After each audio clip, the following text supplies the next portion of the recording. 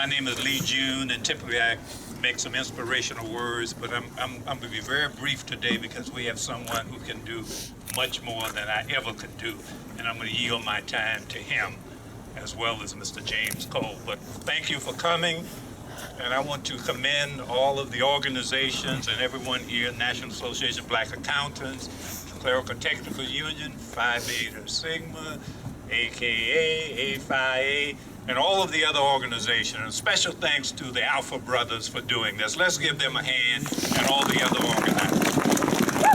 The other thing I want to do is just commend some of our administrators and others at the university. First, I want to recognize our president, Luana Kemsey Simon. This is her 9th March. Every year she's been president, she has done it, and she did it even before she was president. We have our vice president for student affairs and services, Denise Maybank, our senior advisor to the president, Paulette Granberry Russell, and we have other all faculty, staff, and administrators here. Raise your hands. Students, look around. These are some of your special advocates, and you know, they have your interests in mind. So thank you for coming. What I'm going to do is just make a couple comments, and then I'm going to ask Mr. James Cole, who is now a sophomore at East Lansing High School. He's going to recite part of the Martin Luther King speech. Now, this is a commemorative march, and why we do this is because one of the tools of Dr. King was the march. And I said I'm going to be brief. If you want to find out why he marched, just read the March on Washington. He said we came to dramatize a shameful condition. That's why he marched to Washington. And then read the speech on Selma to Montgomery. And he said, let us march on segregated housing. Let us march on ballot boxes. Let us march on, you know, segregated schools. And then you march until things turn around. So that was the reason for the march, to keep in the forefront the injustices in the nation. And next year, I'll probably make some other comments. But that's all I'm going to say, because I'm going to give my time to our special guest. We have Mr. James Cole, sophomore, as I said, at East Lansing High School. And when he get into this, I'm going to probably join him and add some words. Go ahead, Mr. James. He's backed by popular demand.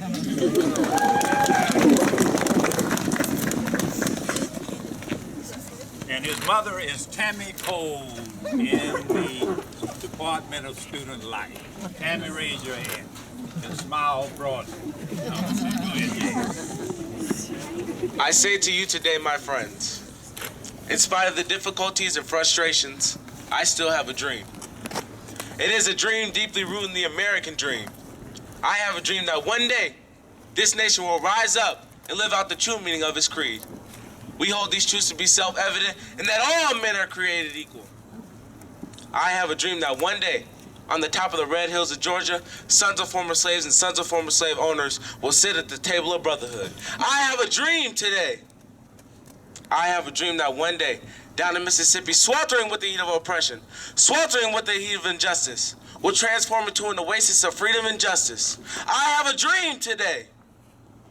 I have a dream that one day, down in Alabama with this vicious racist, whose governor's lips are dripping with words of interposition and nullification, even there, little black boys and little black girls will hold hands with little white boys and little white girls as brothers and sisters. I have a dream today. I have a dream that one day, my little 4 children will live in a nation where they are not judged by the color of their skin, but by the content of their character. I have a dream today. I have a dream that one day, every valley shall be exalted, every mountain shall be made low, every crooked place shall be made straight, and the glory of the Lord shall be revealed, and all of us shall see it together. This is the faith, this is the hope of which I return to the South. With this faith, we will be able to hew out the mountain of despair, a stone of hope. With this faith, we will be able to transform the jangled discords of our nation into a beautiful symphony of brotherhood. With this faith, we will be able to work together, pray together, go to jail together, stand up for freedom together, knowing that one day we will be free. This is the day when all of God's children will sing with new meaning. My country, 'tis of thee, sweet land of liberty, of thee I sing. Land where my fathers died, land of pilgrims' pride, from every mountainside let freedom ring. And if America is to be a great nation, this must come true. So let freedom ring from the curvaceous peaks of California. Let freedom ring from the snow-capped Rockies of Colorado. Let freedom ring from every hill and molehill of Mississippi. Let freedom ring from the Lookout Mountains of Tennessee. Let freedom ring from Beaumont Tower of Michigan State University. When we let freedom ring from every hill and molehill, from every village and every hamlet, from every state and every city, we will be able to speed up that day when all of God's children, black men, white men, Jews and Gentiles, Protestants and Catholics, will join hands in singing the old Negro spiritual. Free at last, thank God Almighty, we are free at last. Another hand for Mr. James Cole, backed by popular demand. I saw one other administrator back there I want to introduce, and that is Ms. Dr. Kiki Edozie, Director of the African American and African Study Program. Raise your hand, Dr. Edozie. Okay, thank you, and all of the others who are here. We'll let that go, and then I'll do the next phase.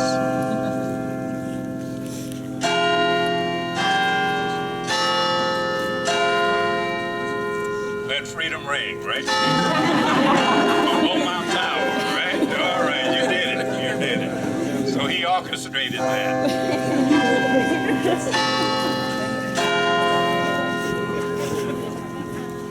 I think I can go now. I said I wasn't going to do anything. We have a special guest who was introduced earlier. And only do 4 times, so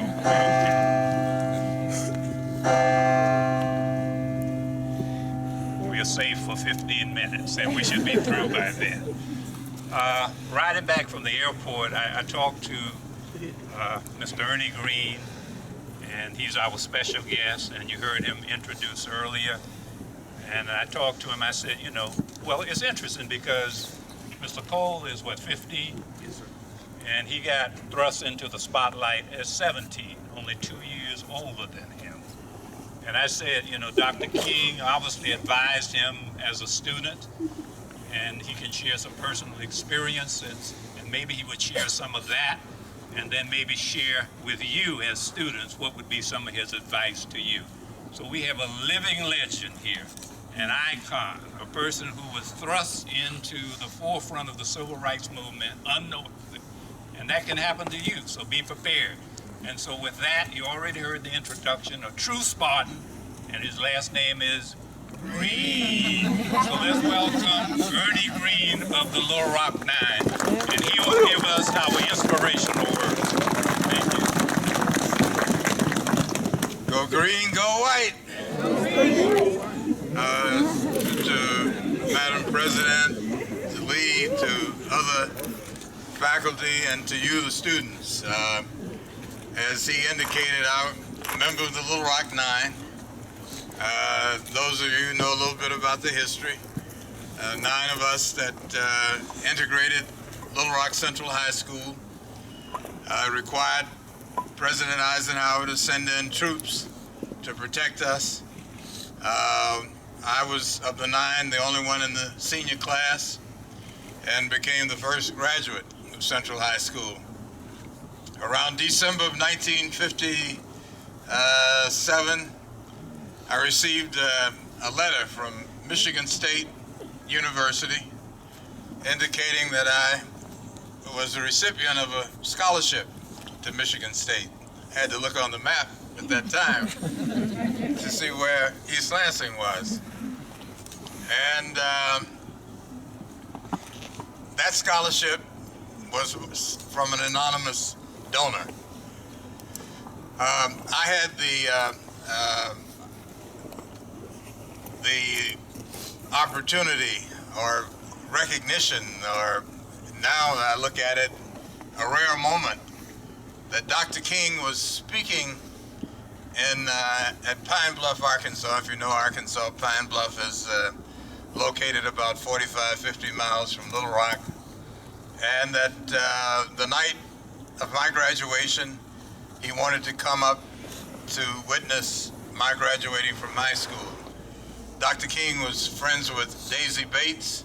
Now this is going to be a history lesson, so you're going to have to go out and see who Daisy Bates is and what she did, but she was president of the Arkansas NAACP, a courageous woman who, she and her husband I had a weekly newspaper, and we're in the forefront of social change in the state of Arkansas. Dr. King attended my graduation. I didn't realize he was in the audience until after the ceremony. And for all of you political scientists who want to know what great words of wisdom I was able to glean from that, you know, when you're 16 graduating from high school, you don't want to talk to anybody, right? You just want to get to the next affair, next party, and figure out what you're going to do the next fall. But Dr. King did advise me to obviously pursue my education, be diligent and focused about how I saw the future. And I think it's the same thing that I would say to each of you. This is a great institution, but it can be greater if you utilize it. You've got to be willing to step out. You talked about the, Alpha Brother talked about comfort zone. You got to be willing to step out from your comfort zone, get to meet as many people as you can, because, you know, sitting next to you in African American history may be the person who cures cancer, or the next Bill Gates, or the Warren Buffett, or Barack Obama. You're right.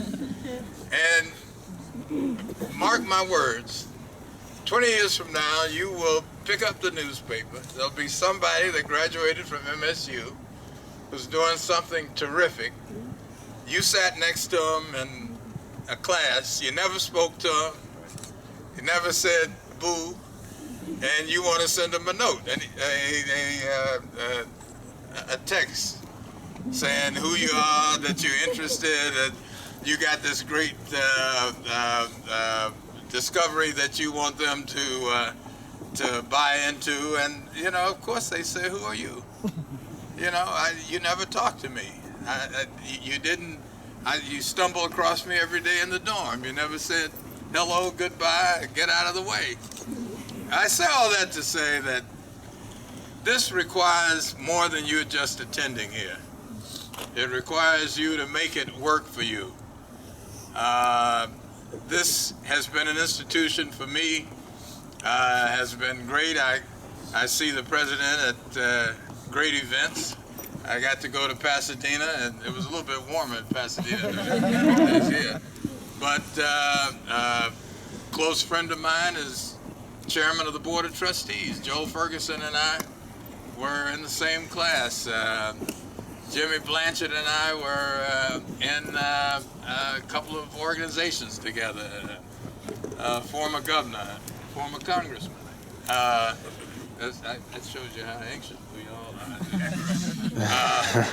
But Michigan State is a first-rate seller, top-of-the-line institution. You have to figure out what else it can do for you and what Michigan State can do for you. I think it's a tremendous future in front of all of us. That doesn't mean that you aren't going to encounter obstacles, racism, sexism, people who are backwards, who can't see in front of their face. But, you know, that's been the history. And we can overcome that. It's not just a set of phrases. You're coming out with tools that your parents, your grandparents, your cousins, your friends. In fact, when you go back home, that friend of yours that you've been trying to get to go to college, who was the brightest person in high school, who dropped out, who you can't figure out to this day why they are kind of languishing around, spend time trying to get them back on track. Because we've got to recover everybody that we can. This is a great country, but it can be greater. And Dr. King's work, Little Rock 9, the Greensboro 4, the sit-ins, you name it, all of us thought that the future could be better. And the great discovery for me is that as a kid at 16, to believe that I could go to that school was a belief that supported by my family and close friends.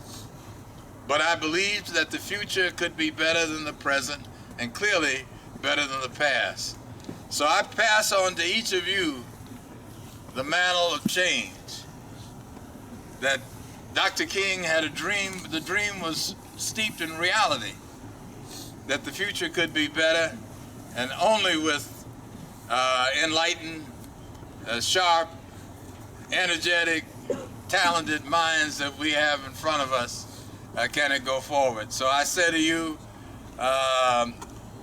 we all can be free at last, but you're going to have to carry your part of it. Thank you, and God bless you.